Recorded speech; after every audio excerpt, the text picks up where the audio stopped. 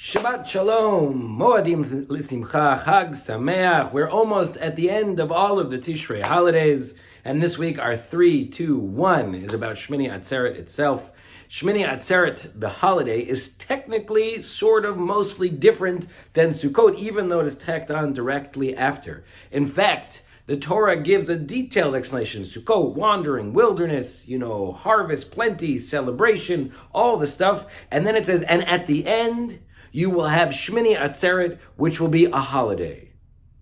That's the whole sentence. That's the whole verse. It just says it will be a holiday. So we get that there's the restrictions of another holiday, but what are we celebrating? What are we commemorating? It is totally unclear.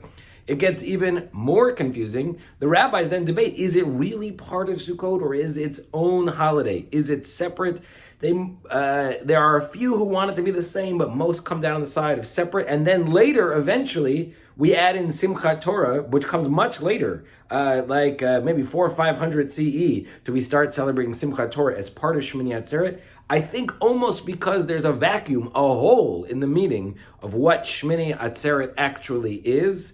And then the third thing is actually a story that I just love. I was in a fundraising workshop or whatever, how to do fundraising, and they were telling stories of this guy who he had this amazing skill that he put his arm around people and say, thank you so much for giving that very generous gift, but I know you and you know me, so I know you could do a little better. And then they would. It was amazing. Each person, even volunteers who wouldn't have $1 to their name, they would say, listen, I can't, here's every time. And they would go over, lay out their whole schedule. And he said, I see you're sleeping 8 hours. You probably don't need that much. And then they would do it for the extra hour. It was amazing. Unbelievable. And in that, we get maybe something we can hold on to that can be our own challenge, our own balance.